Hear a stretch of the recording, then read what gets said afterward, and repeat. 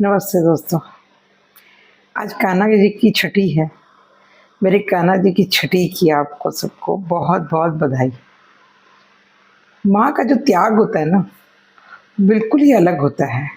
चाहे वो कोई भी माँ हो, हमारी माँ हो, भगवान की माँ हो, वैसा त्याग कोई कर ही नहीं सकता।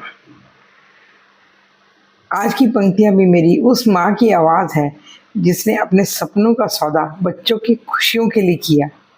ये सवाल है उस वजूद का जिसे माँ कहकर सराहाया तो गया मगर समझा नहीं गया। कुछ लाइनें माँ का ठहराव। मैं माँ हूँ, अपने ख्वाबों का सौदा किया तब तुम्हारे ख्वाब खरीदे। मैं एक माँ हूँ, अपने ख्वाबों का मैंने सौदा किया तब तुम्हारे ख्वाब खरीदे। दर्द अपनी झेलती रही मैं ताकि तुम चैन से जी सको।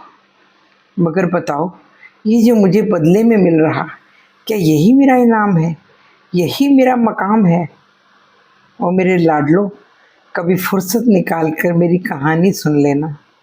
यकीन करना, महसूस करना कैसे मेरी रंगीन जवानी धीरे धीरे धुंधली हो गई तुम्हारा बचपन संवारने में। मैंने अपनी जवानी और अपने सपने दांव पर लगा दिए। सोचा था पहले तुम्हें बड़ा कर लूं, फिर अपने सपनों को जी लूंगी। सोचा था पहले अपने बच्चे बड़े कर लूं, फिर अपने सपनों को जी लूंगी। पर उम्र गुजर गई और साथ ही सपने भी। दिल में जज्बा आज भी है मगर देह और दिमाग अब शिथिल पड़ गए हैं। आज उस मुकाम पर हूँ कि मेरे अपने ही मुझे गलत ठहराने लगे हैं। जब माँ बूढ़ी हो जाती है तो बच्चे समझदार हो जाते हैं। मैं कम अकल और वो मुझसे ज़्यादा होशियार जो हो गए हैं। आज उस मुकाम पर हूँ कि मेरे अपने ही मुझे गलत ठहराने लगे हैं। मैं कम अकल और वो मुझसे ज़्यादा समझदार हो गए हैं। सोचती हूँ गुजर तो रही है ज़िंदगी, सुबह हो या शाम बच्ची ही कितनी है।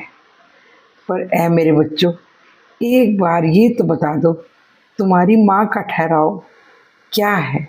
उसका असली पड़ाव क्या है? क्या उसका अपना कोई वजूद नहीं?